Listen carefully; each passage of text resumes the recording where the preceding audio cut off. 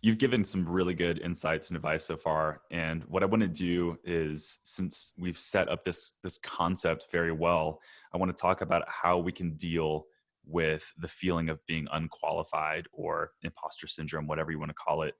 But, let's talk about I really agree with you. This is one thing we talked about before. I think it's a sign of growth, and for me, I'm always trying to live on my edge. That moment of being uncomfortable, even though I don't want to be uncomfortable, I'm a believer of that. But how? Okay, step number one. I feel unqualified. What do I do? How do I get over this? Okay, so I think step number one, and it's the first chapter in my book, is you have to start with mindset. So I think you have to go back and look at what thoughts are creating those feelings. And I think so many times we think that if we take action and we do certain things, we get another certification, we go back to school and get that further degree or whatever, that we're suddenly not going to feel unqualified. Like taking action and having achievement is going to change that.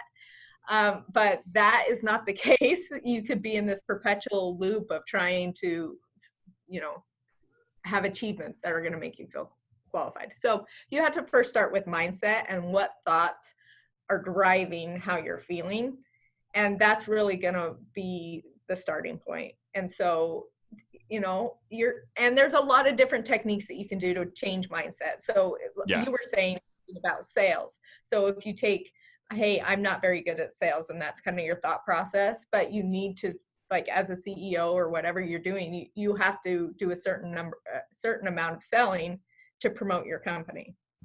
So that's a truth. thought that that you're going to have to address and master. So it's like, okay, so you're starting from a place where I'm not good at sales, and you need to get to, I love sales and I'm really successful at them. And in between that, there's a lot of layers that you can start working at, and it's called bridging. And so maybe you can't get from the very bottom to the very top, but maybe you could get from, I'm not good at sales and I don't like sales, to I can learn to be good at sales. Yes. And if you replace that thought over and over and over, then you can come from, and you just start bridging your way up the ladder until you can get to a place where you're like, I'm great at sales. I love it.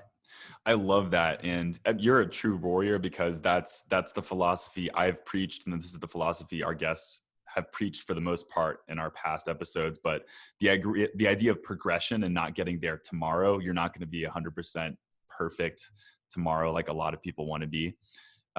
So I like the idea of slowly growing and slowly building upon it till you have more confidence that's justified and makes sense.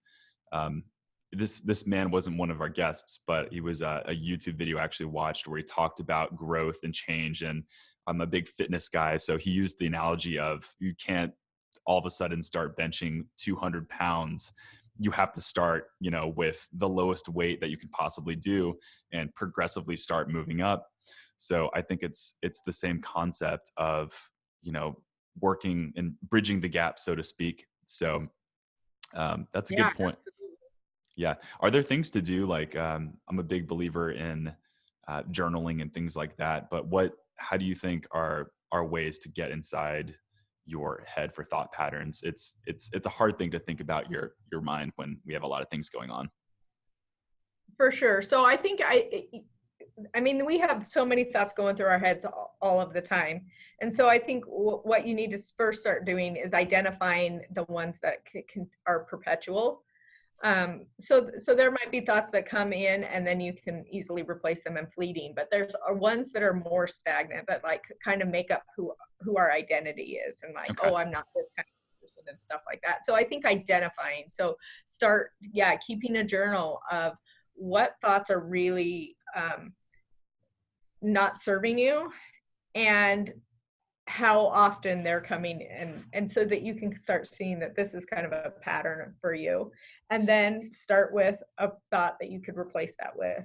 And so when you're journaling, like you said, you are identifying, and it makes it really easy that next time that thought comes in, that you can easily identify it, and then you can replace it with something else.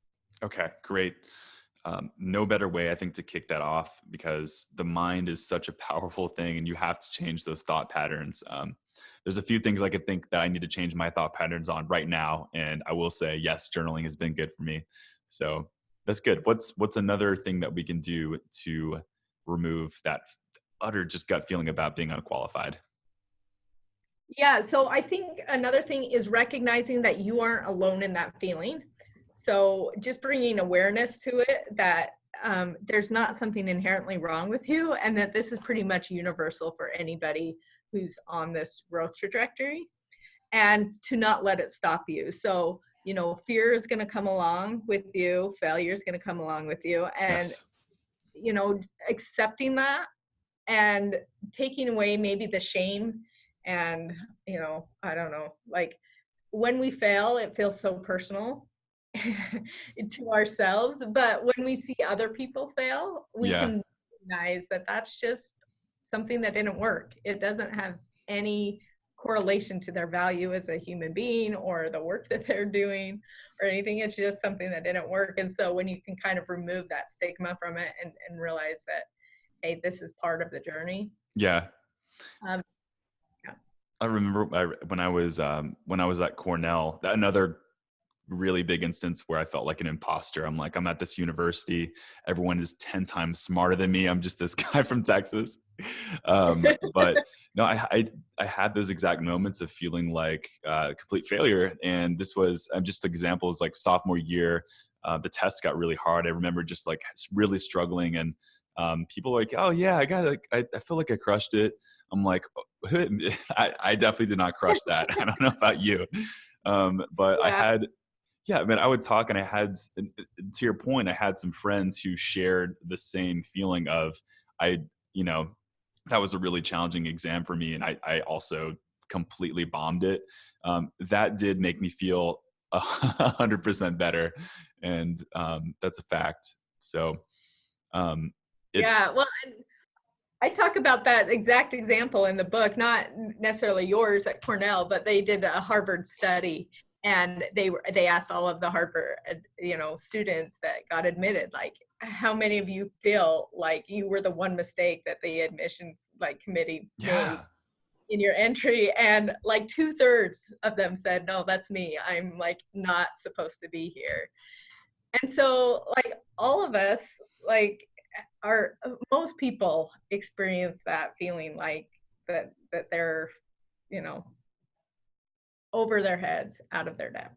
And yeah, I think that's a good sign that you're reaching your dreams. Like you're sure. continuing to push yourself, and when you feel like that that discomfort, that uncomfortable, like, oh, can I do this? Am I in over my head? I think that that's kind of a sign, hey, you're on the right I path. I think, and correct me if I'm wrong. I think if this episode could get down to one message, I think it's the fact that if you're feeling this unqualified feeling, deep in your gut, it's not a bad thing. In fact, it could definitely be a really good thing. It's it means you're growing, and it Yeah. means it. I'm thinking back to every single moment when I did feel unqualified, and that was a growth moment for me, and it had a tremendous impact, because I think those were the moments when I felt like I was growing the most. Like when I first stepped into that CEO position, when I was at Cornell, when I had stepped into this restaurant manager job that I'd never done before in my life. Those were the moments when I felt like I took it to the next level. So, yeah.